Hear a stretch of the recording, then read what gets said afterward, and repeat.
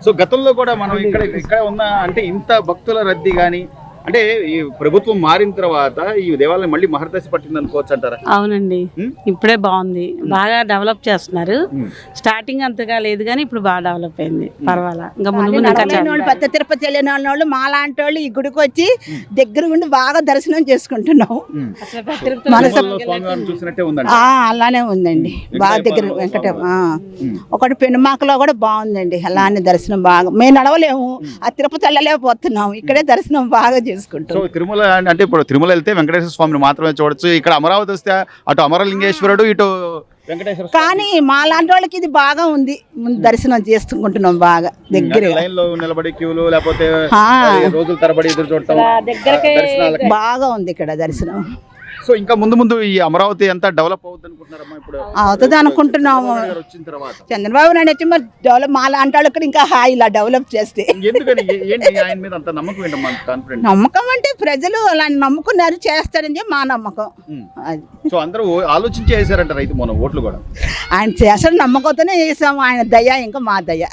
మీరేమంటారమ్మా? Amaravati especially ఇంత పచ్చని వాతావరణం కానివ్వండి, ఈ దేవాలయాన్ని దర్శించడం కానివ్వండి, ఇంకా ముందు ముందు ఇంకా బాగా డెవలప్ అయితే అవుద్దండి.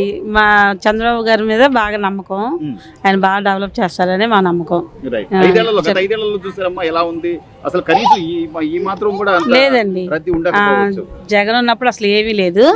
ఇప్పుడు ఈయన వచ్చాక కొద్దిగా బాగా చేస్తున్నారు అన్ని కూడా. అమ్మ, ఈ రోజున ఈ అమరావతికి సంబంధించినటువంటి ఈ క్షేత్రం అప్పట్లో 2014 తర్వాత రాష్ట్ర విభజన జరిగిన తర్వాత అమరావతి అంటూ మనం ఒక క్యాపిటల్గా నిర్మించుకోవడం కానివ్వండి, తర్వాత అప్పుడున్నటువంటి ముఖ్యమంత్రి చంద్రబాబు నాయుడు గారు మరో తిరుమల క్షేత్రాన్ని పోలే విధంగా ఇక్కడ మనం నమూనా తిరుమల ఆలయాన్ని నిర్మించాలనే సంకల్పంతో ఆయన చేయడం. ఆ తర్వాత గవర్నమెంట్ మారింది, 5 ఏళ్ళు ఏం జరిగిందనేది జనాలందరికీ తెలుసు, రాష్ట్ర వ్యాప్తంగా అందరికీ తెలుసు.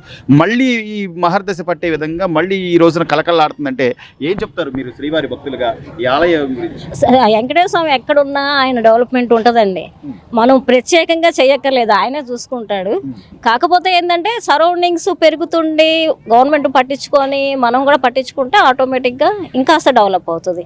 డెవలప్ అయినప్పుడు జనాలు వస్తారు, భక్తులు వస్తారు, ఇంకాస్త కళ పెరుగుతుంది దేవుడికి. అంటే గతంలో అసలు ఇది అమరావతి అనేది క్యాపిటలే అవునా కాదా అనే సందిగ్ధంలో ఉన్నాం. 3 క్యాపిటల్స్ అంటే ఏది క్యాపిటల్? ఆయన కొన్నాళ్ళు వైజాగ్ అన్నారు, అదన్నారు, ఇదన్నారు.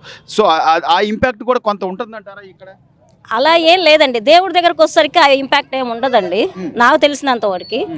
అప్పుడు కూడా ఉంది, కాకపోతే ఇప్పుడు ఇంకొద్దిగా సరౌండింగ్స్ పెరిగేసరికి ఇంకొద్దిగా డెవలప్మెంట్ రావచ్చు అని మా అభిప్రాయం. రాష్ట్ర ముఖ్యమంత్రి గారు అమరావతి క్యాపిటల్ అని స్ట్రాంగ్ గా చెప్పడం కానీ, దానికి సంబంధించిన ప్రణాళికలు రచించుకోవడం కానీ, ఇక ముందు ఈ దేవాలయానికి కూడా మంచి రోజులు వచ్చే అవకాశాలు ఉంటాయండి. ఆటోమేటిక్గా ఉంటుంది, చాలా ఉంటుందండి, ఆటోమేటిక్గా ఉంటుంది.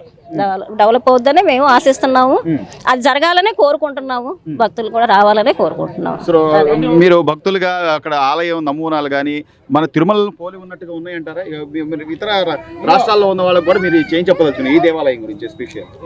గమనించారండి, మన తిరుపతిలో వెంకటేశ్వర స్వామి గోపురం ఉంది కదండి, అక్కడ విమాన వెంకటేశ్వర స్వామి ఎట్లా ఉంటారు, ఇక్కడ కూడా అట్లా వెంకటేశ్వర స్వామి ఉన్నారండి.